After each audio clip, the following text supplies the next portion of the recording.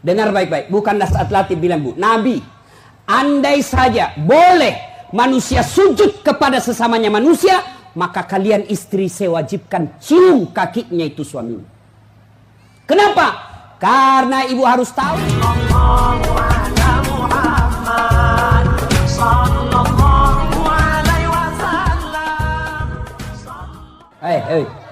Bu, dengar dulu.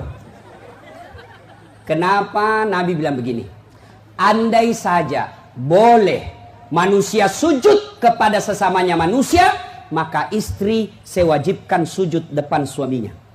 Dengar baik-baik, bukanlah saat latih bilang Bu, Nabi, andai saja boleh manusia sujud kepada sesamanya manusia, maka kalian istri saya wajibkan cium kakinya itu suaminya. Kenapa? Karena ibu harus tahu, dosa ibu kami para suami yang tanggung. Beda kami laki-laki dengan ibu. Ibu bikin dosa, ibu tidak puasa, ibu tidak sholat, meskipun suaminya ulama, suaminya penceramah, suaminya Senin Kamis puasanya, tahajud tiap malam, suaminya hafal Quran, tapi istrinya tidak baik agamanya. Kata Allah, ku ampusakum wa ahlikum narani. Kau suami, pimpin itu istrimu masuk neraka. Beda ibu-ibu, ditanggung oleh kami laki-laki. Suaminya tukang judi, suaminya pengedar narkoba, suaminya peselingkuh, suaminya pemakan haram, tapi istrinya istrinya baik, rajin sholat, taat sama suaminya, perintah suaminya diikuti. Meskipun suaminya bajingan, tidak ada urusan. Suami masuk neraka. Nabi jelaskan kepada ibu, Bu, lihat ini, kata Nabi kalau bahasa kita, Bu, lihat ini 7 pintu surga, tadkhulul jannati bisalam. Silahkan ibu pilih mana pintu surga yang ibu mau masuki. Itu enaknya jadi perempuan, ditanggung dosanya sama laki-laki. Beda kami laki-laki, ibu tidak tanggung dosa kami. Maka ibu-ibu, yang pertama tujuan suami itu bukan cari nafkah. Ibu yang perlu cari dari suami bukan mendidik yang utama, tapi yang utama adalah cari ridhanya suami. Jangankan ibu keluar rumah, Senin Kamis saja diharamkan oleh Allah apabila tanpa izin suami. Saya ulang, jangankan keluar rumah, Senin Kamis ibu puasa sunnah tanpa izin suami, haram puasa itu, Bu. Contoh, pengantin baru, suaminya cuti 3 hari, istrinya langsung, Bang, saya puasa Senin Kamis ya. Kata suaminya, saya sengaja cuti ini karena saya mau dapat jatah siang-siang. Tidak boleh ibu puasa tanpa izin. Ya? Jelas? Jelas ibu? Jelas? Dengar lagi. Ada orang bertetangga, marah ini tetangga, lapor sama Nabi. Apa pasalnya? Sakit ini ibu tetangganya, dia datang panggil anaknya, seorang perempuan. Bu, ibu mamanya lagi sakit, datang ki pergi lihat ki. Apa kata ini ibu anaknya? Mohon maaf, suamiku pergi tugas, saya dilarang keluar rumah sebelum suami saya pulang. Sakaratil maut ini ibunya, datanglah ibu, sudah sakaratil maut ibu, kau datanglah besuk dia. Saya minta maaf, saya mau sekali tapi suami saya belum pulang. Akhirnya meninggal, mau dimakamkan, datang lagi. Bu, sudah meninggal ibumu, kau datang yang terakhir kalinya. Mohon maaf, saya cukup berdoa. Kenapa? Suami saya belum pulang, saya tidak berani tinggalkan rumah. Marah yang manggil-manggil, dia pergi lapor sama Nabi. Ya Rasulullah, tetanggaku keterlaluan. Dari sakit, sakaratil maut sampai meninggal, tidak datang lihat ibunya. Saya 3 kali datang memanggilnya. Kenapa kata Nabi? Dia dipesan sama suaminya, jangan keluar rumah sebelum pulang. Mendengar ini, apa Nabi marah? Subhanallah, Nabi justru menjelaskan, alhamdulillah diampuni seluruh dosa ibu yang meninggal karena punya anak yang taat sama perintah suaminya. Ada ibu-ibu Bayangkari begitu sih? Ada? Yang banyak saya lihat baru 10 menit pergi suaminya juga keluar juga dia apa? Dia tawaf satu komplek. Dia kelilingi satu komplek. Masya Allah. Ya, alangkah bahagianya kita suami pergi menjalankan tugas sebagai aparat negara. Lalu istrinya sholat duha 8 rakaat. Selesai sholat duha dia kirimkan SMS suaminya.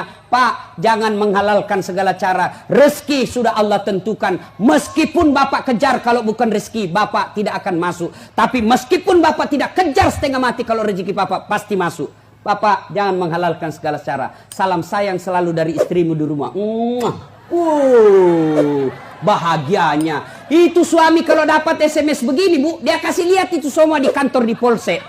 Lihat kau istriku, istri yang soleha. Pernah SMS begitu suaminya, Bu?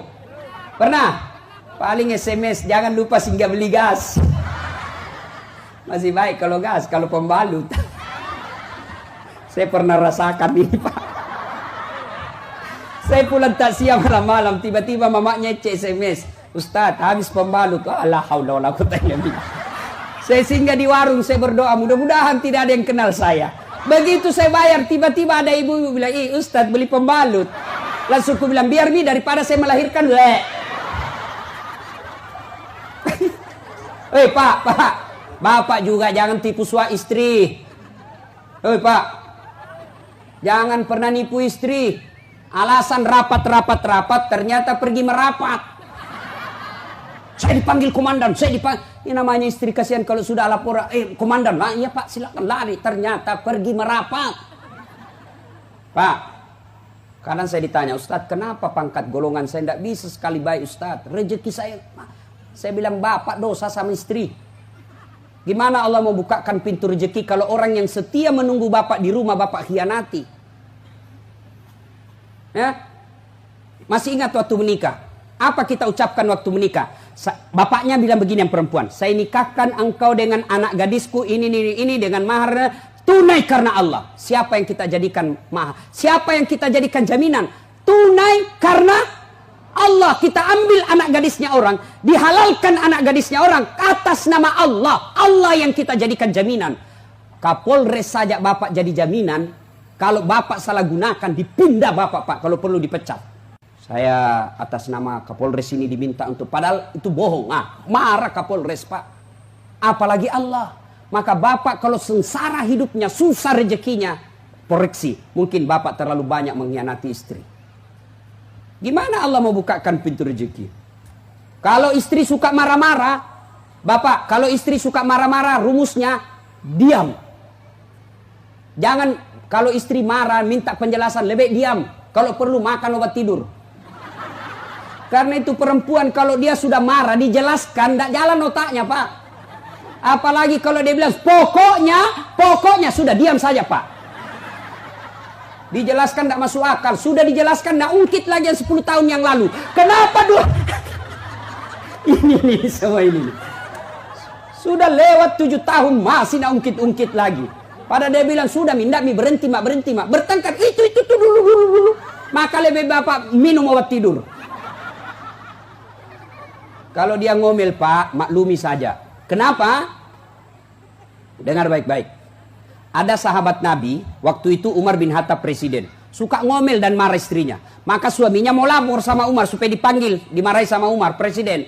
Begitu dia mau lapor sama Umar, dekat dari rumah Umar, dilihatnya Umar juga dimarahi sama istrinya. Pulang dia bilang, presiden aja dimarah, pulang dia. Besok ketemu sama Umar, ya Amirul Mukminin, saya lihat Anda kemarin marah-marah sama istri, diam-diam saja. Senyum, dengar bapak-bapak, dengar para lelaki. Apa jawaban Umar? Begitulah cara saya berterima kasih kepada istriku yang telah hamil, melahirkan, dan menyusui anak saya. Jangan lupa subscribe, like, and share.